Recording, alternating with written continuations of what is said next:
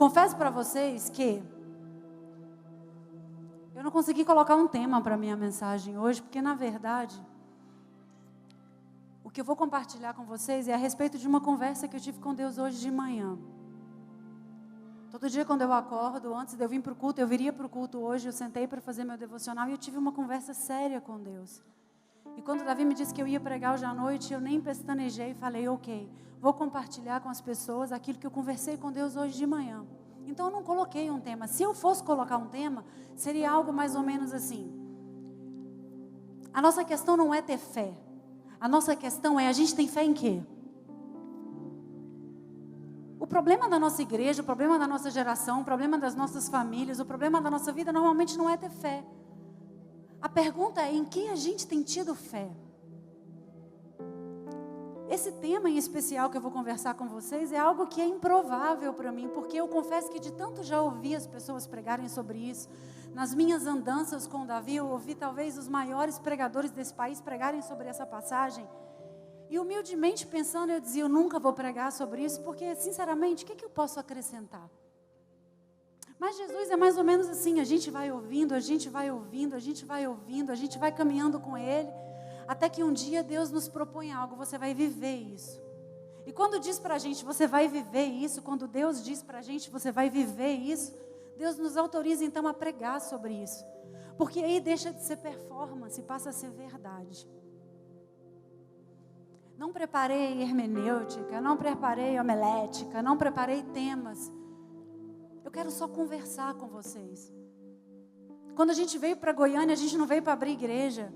E os últimos meses, depois de tudo que a gente passou, durante tudo que a gente está passando, o convite do Espírito Santo para nós, quando eu digo nós, Davi, nós liderança, nós casa, é voltarmos à margem. Essa semana eu falava com a Fran, às vezes a gente dá uns passos para trás, não é retroceder. Às vezes Deus nos faz dar uns passos para trás, porque Ele quer nos recolocar na nossa posição original. Dar passos para trás não é voltar, não é ser derrotado, não. É ser colocado na geografia exata do propósito que Deus tem para a gente. Então Deus tem nos convidado a isso, a voltarmos à margem. E talvez, e eu creio que não coincidentemente, porque Jesus não trabalha com coincidência, o texto que eu acordei pensando está em Marcos. O Evangelho de Marcos tem muito a ver com aquilo que nós queremos viver como igreja.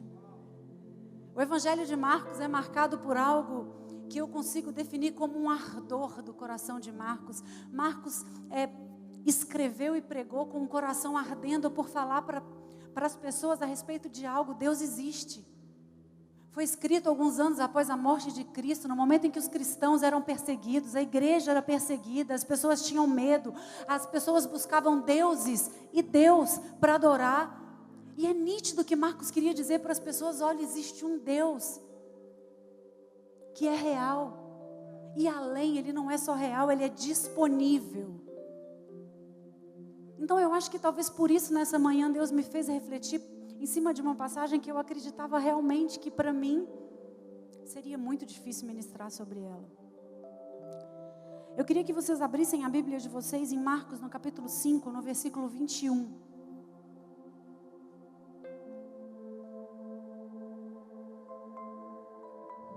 Senhor, com muita humildade nessa noite eu te peço, abre os nossos corações, abre os nossos ouvidos, abre o nosso espírito para receber o alimento que o Senhor quer nos entregar.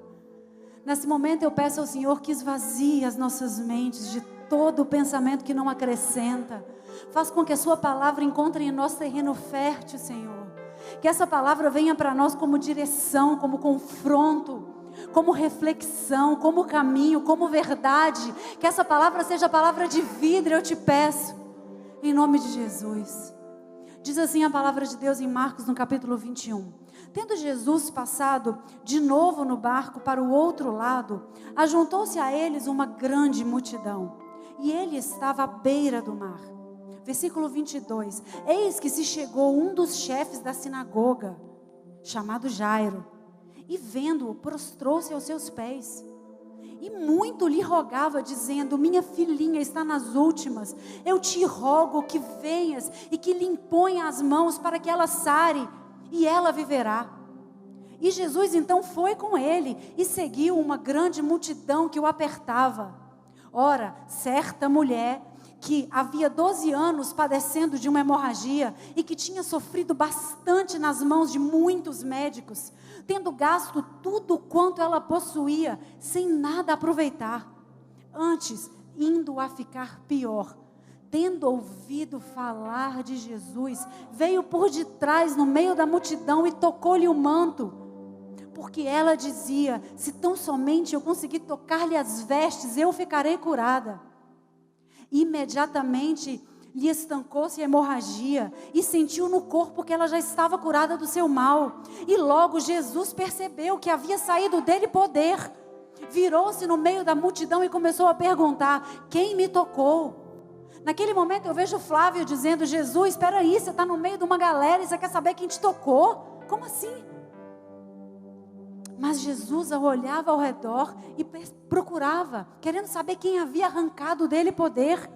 Versículo 33, então a mulher, atemorizada, trêmula, com consciência de que nela havia se operado um milagre, prostrou-se diante de Jesus e declarou-lhe toda a verdade. Disse-lhe ele: filha, a tua fé te salvou, vai-te em paz e fica livre do teu mal. Enquanto ele ainda falava, chegaram alguns da casa do chefe da sinagoga, de Jairo, os quais disseram: Jairo, a tua filha morreu, não incomode mais o mestre. Assim que Jesus ouviu aquilo que havia sido falado, disse ao chefe da sinagoga: não temas, somente crê. A gente para por aqui.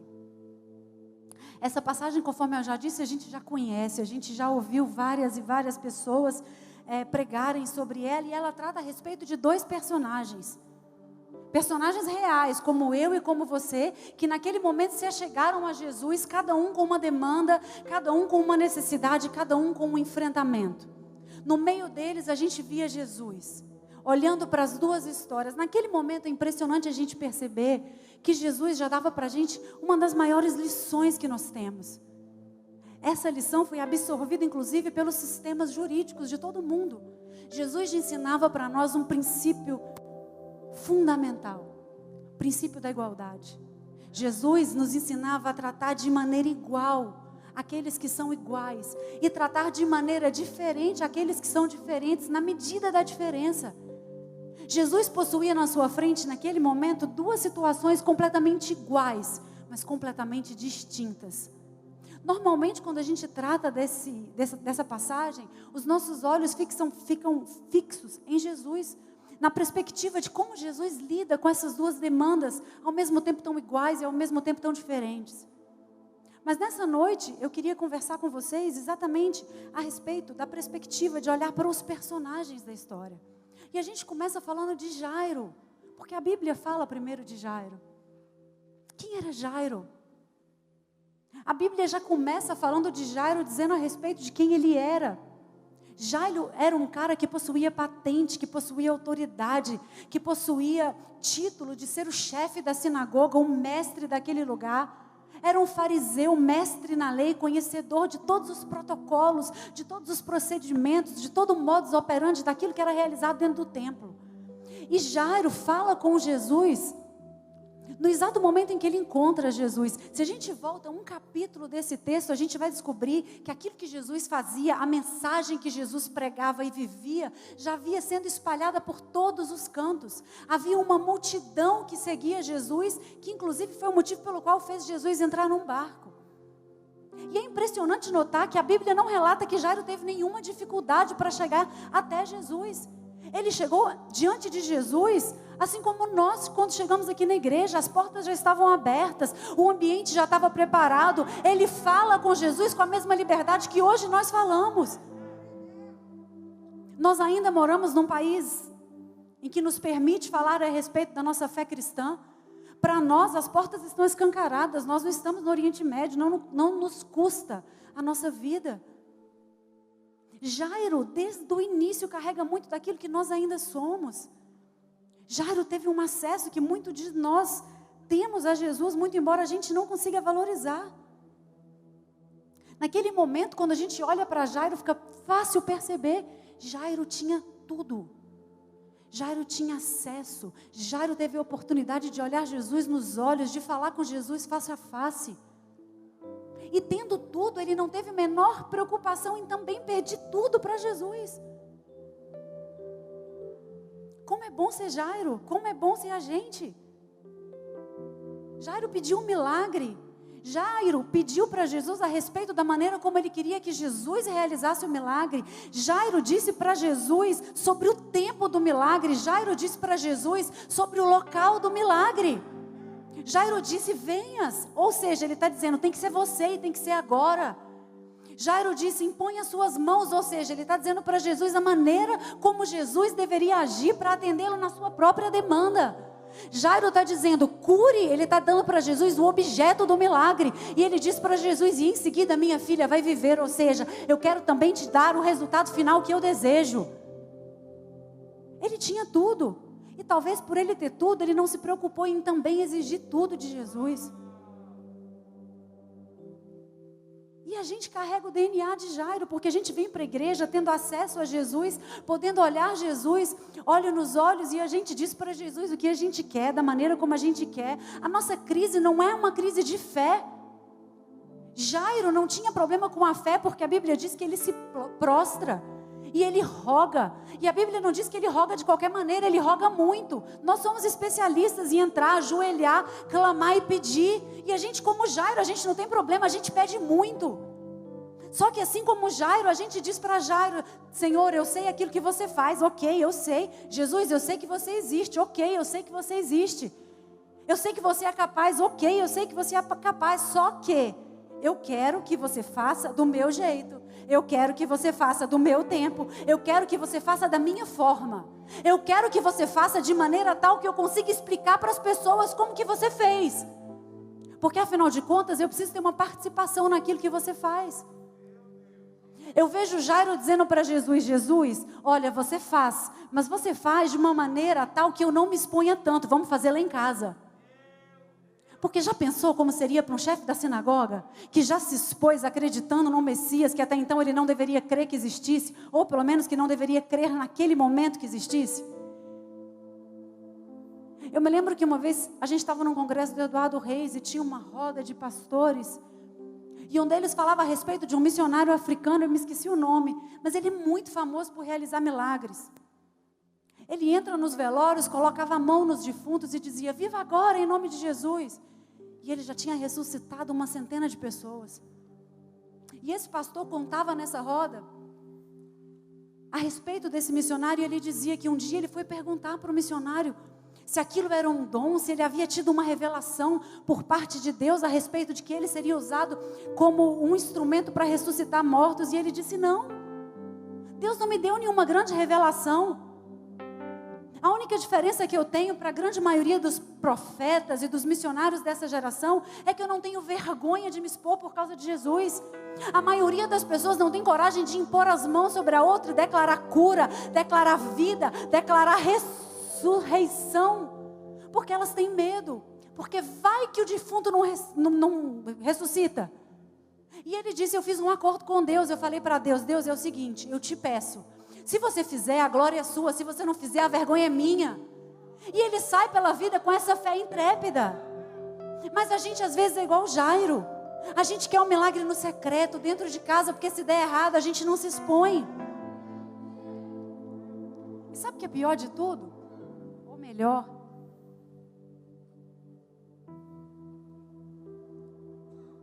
é que Jesus não tem problema em lidar com a nossa arrogância. Jesus não tem crise em lidar com a nossa prepotência. Jesus naquele momento podia ter olhado para Jairo e falado, como assim? Quem é que precisa de quem aqui? Mas Jesus não tem problema em lidar com a nossa razão mesquinha, que tem a mania de querer definir quem Jesus é, o que Jesus faz e a forma como Ele vai fazer. Naquele momento Jesus não tem crise de identidade e Ele aceita, aos olhos humanos, dar uma diminuída e dizer para Jairo, ok, vamos lá. Eu costumo dizer que Jesus é o Jesus de mineiro. Jesus dos processos. Eu percebo que Jesus adora um processo. Jesus adora caminhar ao nosso lado, nos ensinando no processo. Naquele momento, Jesus diz para Jairo: ok, vamos lá, vamos dar um rolê. Porque no caminho eu posso te ensinar algumas coisas a respeito da sua fé.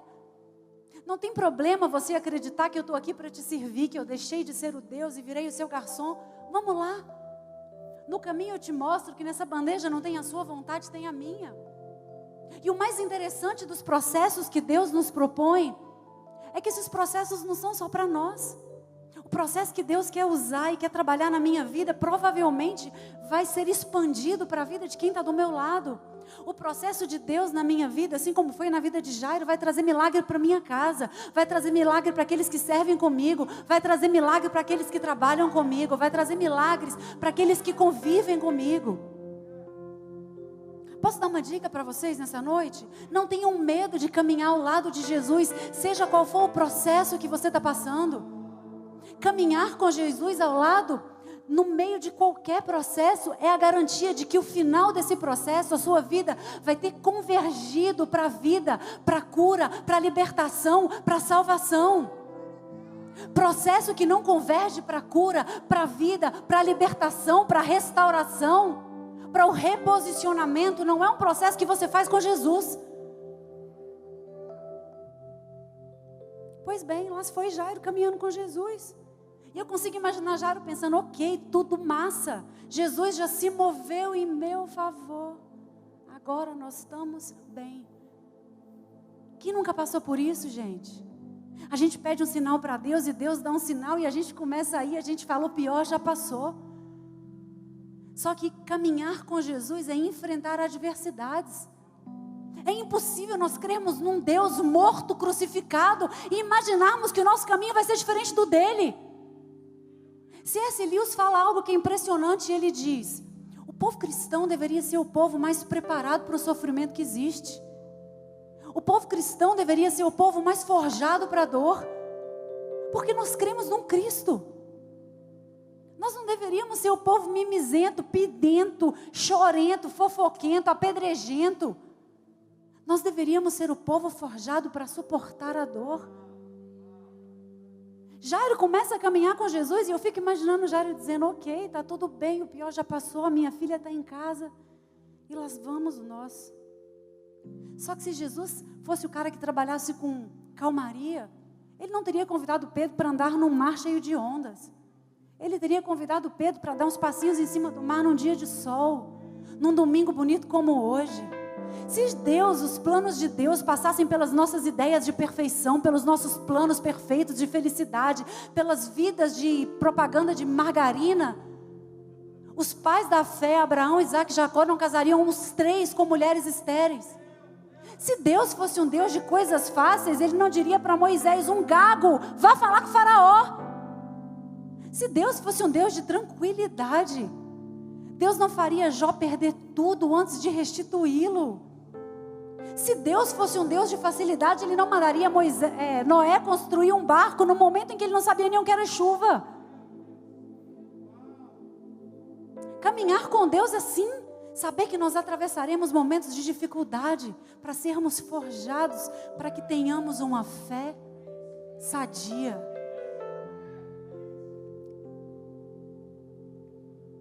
E aí começa a dificuldade de Jairo. A dificuldade de Jairo não foi a multidão. A dificuldade de Jairo não foi atravessar os discípulos e convencer a Jesus a chegar até a casa dele. A dificuldade de Jairo tinha um nome chamado mulher do fluxo de sangue.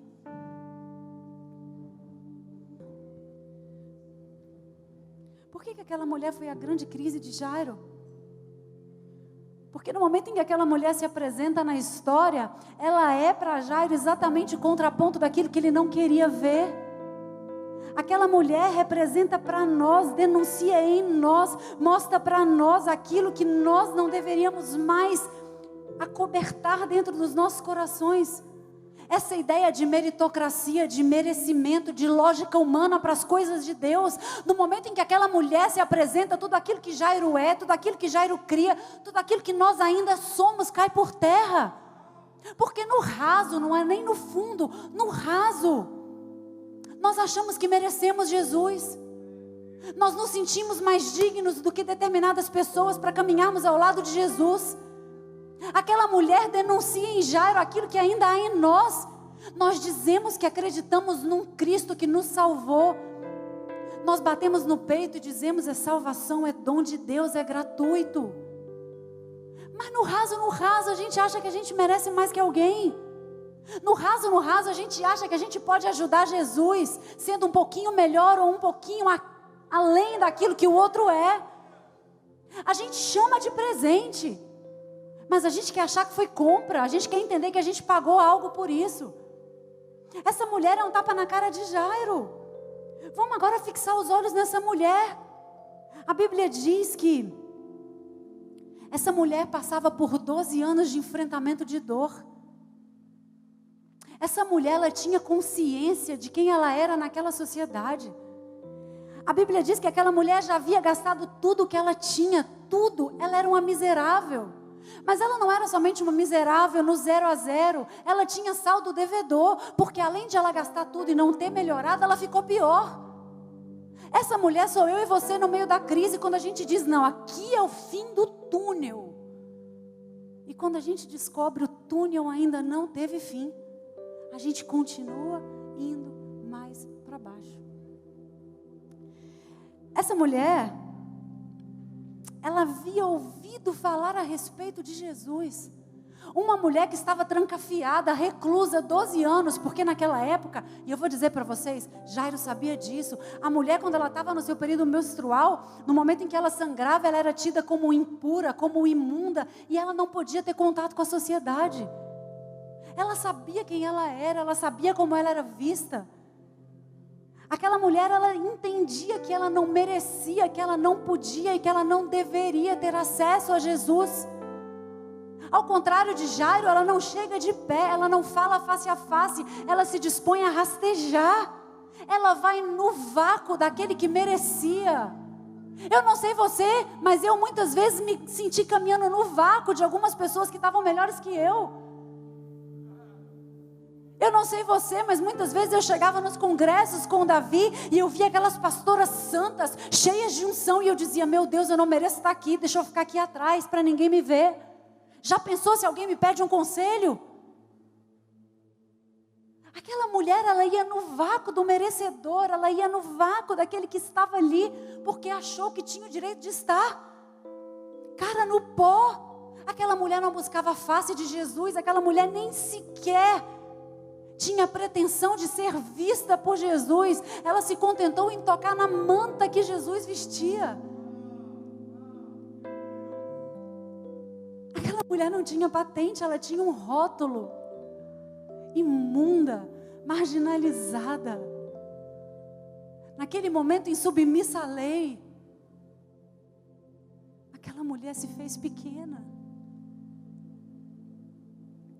De um lado, tudo certo, protocolo, patente. Do outro lado, tudo errado. De um lado, alguém que tinha tudo e pediu tudo. Do outro lado, alguém que não tinha nada e que foi a Jesus sem pedir nada. Eu tenho certeza que se dependesse dela, ela tocava em Jesus e ia embora.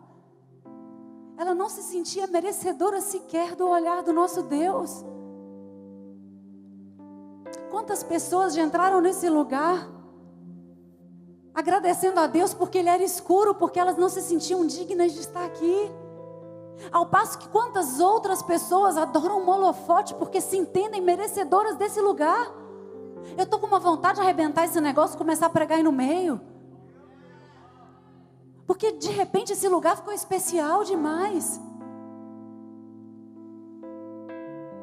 Aquela mulher era o oposto de Jairo. Primeiro ela se expôs, primeiro ela se diminuiu, primeiro ela se moveu, primeiro ela se ofertou. Ela não condicionou sua fé a nada que Jesus podia fazer. E nesse momento ela ensina para a gente a grande chave da fé. Nesse momento ela aponta para aquilo que Jesus é. A fé dessa mulher nunca foi fundamentada naquilo que Jesus faria. A fé dessa mulher, ela era direcionada para aquilo que Jesus era. Quem tem uma fé que aponta para Jesus, é uma fé que te direciona para um caminho de salvação. E quem entende o poder da salvação está satisfeito, porque não há nada que pode ser melhor do que ser salvo. O que é que vale mais que a salvação? O que é que vale mais que a eternidade? O que é que vale mais que saber que você teve acesso a um Deus que você não merecia? Aquela mulher naquele momento expressa para nós o que é uma fé pura, uma fé que converge para Cristo, única e exclusivamente para aquilo que Cristo é, salvação. A Bíblia diz em João, isso é incrível, no capítulo 1, no versículo 12, diz assim: mas todos quantos o receberem, a Cristo, todos quantos receberem e crerem no seu nome, lhes será entregue poder para se tornarem filhos de Deus. Poder para se tornar filhos de Deus. Quando você crê que Ele é o Cristo, quando você crê que Ele é o Filho de Deus, quando você entende que Ele é o único caminho, a única verdade, a única maneira de você encontrar salvação, Ele te entrega poder para ser filho. No versículo 30 de Marcos, o que ele relata? Que Jesus pergunta: quem arrancou o poder de mim? Ela não arrancou milagre, ela não arrancou demanda, ela não arrancou pedido, ela arrancou poder. E no versículo 34, como é que Jesus se direciona para aquela mulher? Põe o 34. 5:34 de Marcos. Olha o que Jesus diz para essa mulher. Então Jesus lhe disse: filha, ela arrancou o poder de ser considerada filha. A sua fé te curou? A sua fé te deu namorado? A sua fé restaurou seu casamento? A sua fé te deu dinheiro no banco? A sua fé te restaurou a sua honra? A sua fé te salvou? Agora, consequência da salvação: paz, liberdade.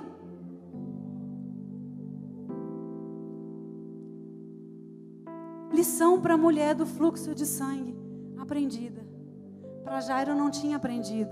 A história de Jairo continuaria, porque eu consigo imaginar Jairo ali no meio daquela cena, a sua filha em casa morrendo e ele olhando para aquela mulher imunda, marginalizada, suja. E eu imagino Jairo dizendo: meu Deus, não, calma, está tudo errado, isso não está certo, para.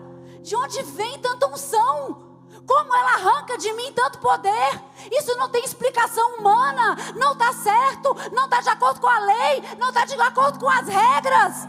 Como pode uma caída, uma pecadora, uma suja, arrancar de Deus poder para gerar salvação?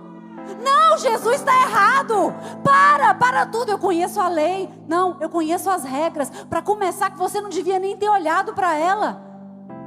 Do outro lado está o meu projeto, Jesus, a minha causa, a minha filha sim pura. Essa filha, não, nem filha tinha que ser.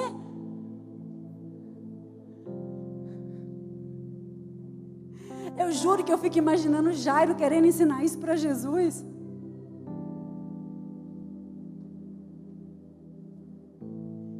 Eu juro que nesse momento eu consigo imaginar a mente de Jairo querendo pegar Jesus, arrancar Jesus dali e falar: não, não foi para isso que eu vim até aqui, não foi para ver tudo aquilo que eu penso ser completamente distorcido. Jesus, não foi para isso que eu te conheci, para você dizer para mim que o que eu sou, que o que eu penso, que o que eu acho, que o que eu espero não tem o menor valor.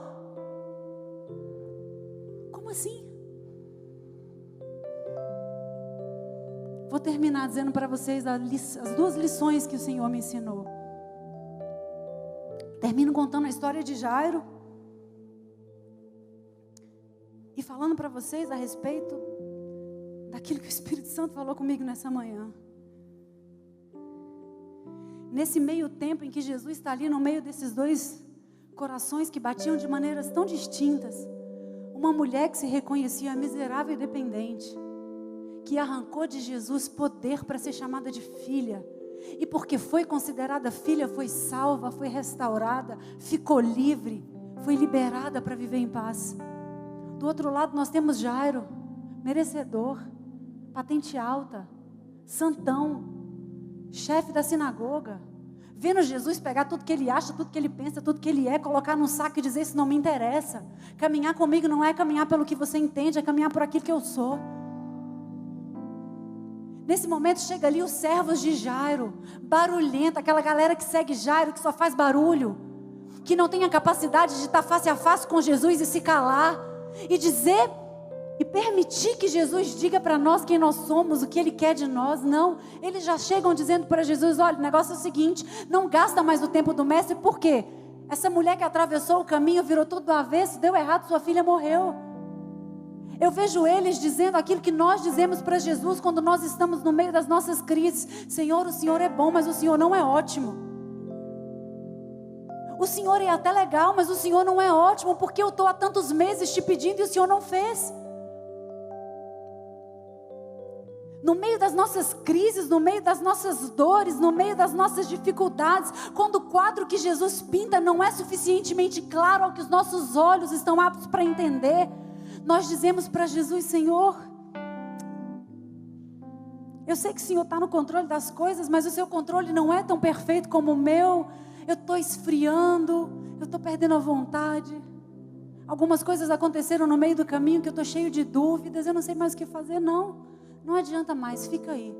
Meu sonho morreu.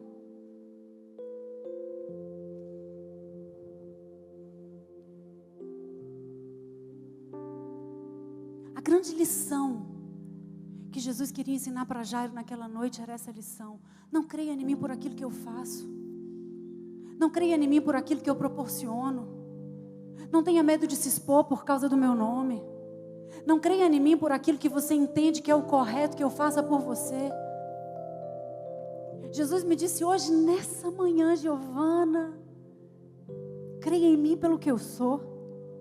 Porque se você crer em mim por aquilo que eu sou, você terá paz. A mesma paz que eu entreguei para aquela mulher marginalizada. Jesus disse para mim nessa manhã: Giovana, assim como eu ensinei para Jairo, eu ensino para você. Eu não preciso agir como você quer que eu haja. Giovana, eu não preciso agir no tempo que você quer que eu haja. Eu não preciso fazer como você quer que eu faça. Giovana, eu não preciso te prestar conta de como eu vou te tratar. Giovana, sinceramente, eu não preciso nem que você entenda. Se eu quiser, eu te explico. Mas se eu não quiser, eu não preciso te prestar conta. Sabe esse medo que você às vezes alimenta no seu coração, Giovana? É porque você está crendo em mim por aquilo que eu posso fazer.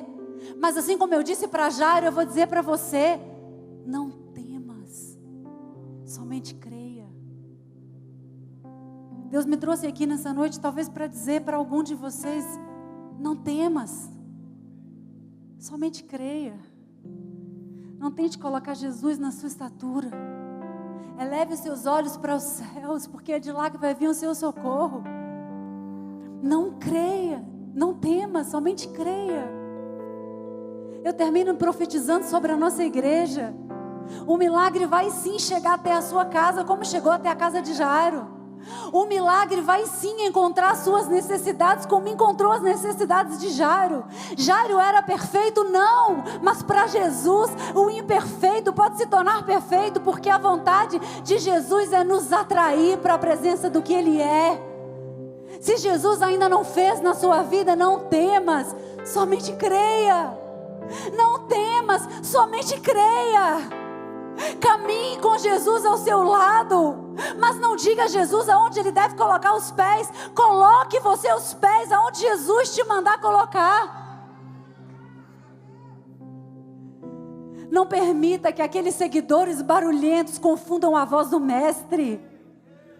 Não permita que os barulhentos que caminham, que conhecem os protocolos, façam você deixar de ouvir a voz daquele que era, daquele que é, daquele que há de vir. Não temas. Eu quero te dizer, somente creia. Porque aquele que entregou para aquela mulher o poder de chamá-la de filha, quer ser o seu pai também. Pai não desiste de filho. Pai não trata sonho de filho como irrelevante. Pai não tem prazer em ver filho sujo, filho caído, filho maltrapilho, filho mendigando. Pai quer colocar filho de pé. Às vezes pai diz não para o filho, mas o não do pai é sempre não agora. Quando você estiver pronto, eu te entrego. Se você entrou nessa noite aqui, como eu acordei nessa manhã, com o coração turbado, querendo dizer para Deus: Senhor, eu já fiz tanto. Querendo barganhar com Deus: Senhor, olha só o que eu já fiz pelo Senhor.